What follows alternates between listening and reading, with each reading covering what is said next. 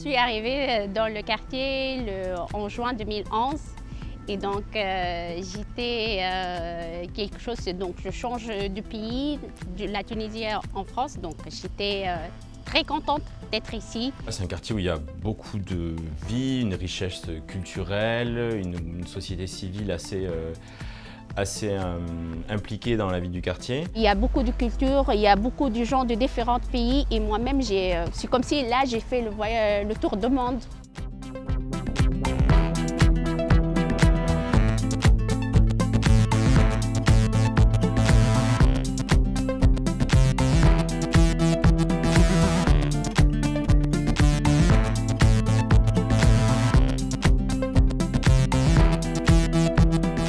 À côté de ça, une pauvreté qui s'accentue.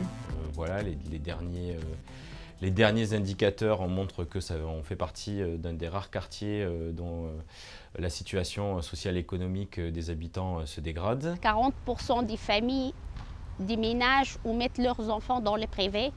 Et c'est mon cas aussi parce que dès que j'ai vu la situation qui n'est pas stable, des toxicos, des drogués dans la rue. Je ne comprends pas comment on peut passer tous les jours devant ce groupe de personnes complètement défavorisées et complètement perdues et qu'on ne puisse rien faire. Quand on a des enfants à bas âge et tout, et surtout quand on a des familles qui sont en situation de précarité et qui sont hébergées, voilà, qui n'ont pas le choix de leur hébergement et tout, c'est un peu compliqué.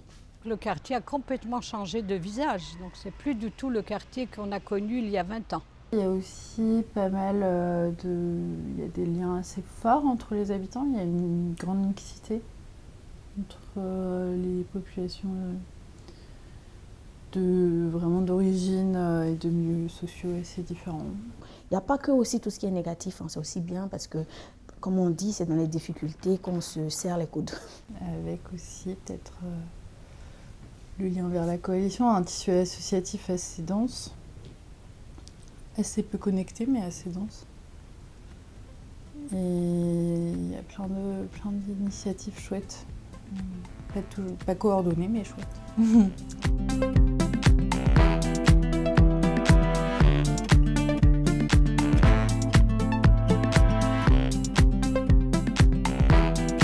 Je voulais plus me battre pour faire changer les choses, mais je voulais plutôt déménager parce que j'ai perdu tout espoir.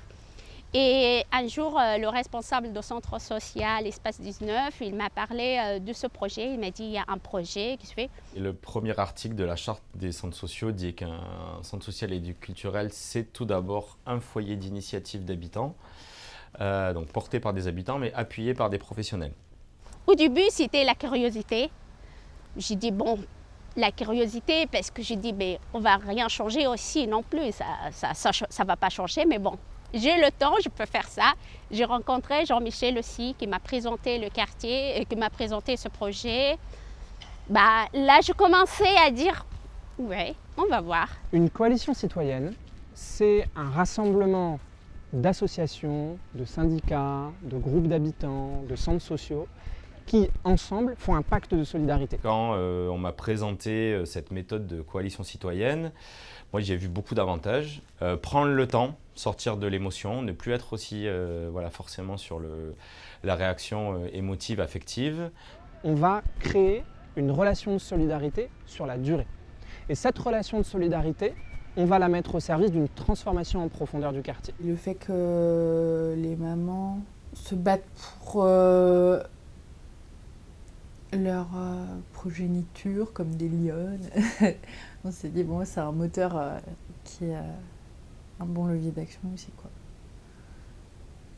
Cette motivation d'améliorer le quartier pour y faire grandir ses enfants. Les familles qui sont hébergées dans les hôtels, foyers, et pour certains habitants, bon, ça va faire bizarre, mais pour certains habitants, quand il faut parler des différentes difficultés, il y a certains qui se sentent exclus. Avec la coalition, ça nous donne l'opportunité de parler, de se faire entendre, de briser la glace, aussi les appréhensions et tout ça, de voir aussi qu'il y a du positif, beaucoup de positif, il y a le négatif, enfin des difficultés, mais c'est la vie, voilà. Une fois qu'on a décidé de monter une coalition citoyenne, il y a une grosse méthodologie qui se met en place. C'est-à-dire que c'est pas du jour au lendemain, hop, on réunit tout le monde, on se met autour de la table. Si c'était si facile que ça, on aurait pu le faire depuis longtemps. Moi, je suis particulièrement désorganisée. Et que quand j'ai vu Organisez-vous, je me suis dit, attends.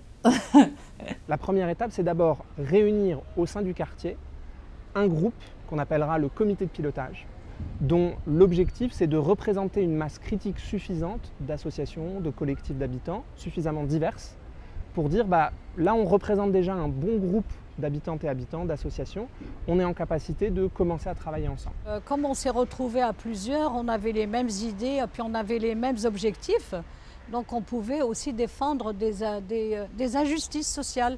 Par exemple, il y a l'habitation, il y a des personnes qui sont des familles nombreuses, ils habitent dans un studio, ou alors des familles qui ne savent pas lire et écrire, des jeunes ados qui sont livrés à eux-mêmes. Il y avait tellement de projets dans le quartier à faire que moi je me suis vue dans ce projet. Je trouve que c'est hyper important, que c'est vraiment précieux et que c'est exactement ce qu'il faut en fait, c'est tisser des liens entre les différents acteurs, faciliter les connexions entre les habitants et les associations et aller vers la fabrique d'un pouvoir citoyen, c'est la base quoi. Aujourd'hui, j'imagine le jour où on va être vraiment tous ensemble, les associations, les habitants et tout. Et voilà, on va dire, on est là, c'est à nous de prendre la décision, on vit ici et j'ai l'impression, l'union fait la force et j'ai l'impression qu'on va vraiment y arriver juste pour ça.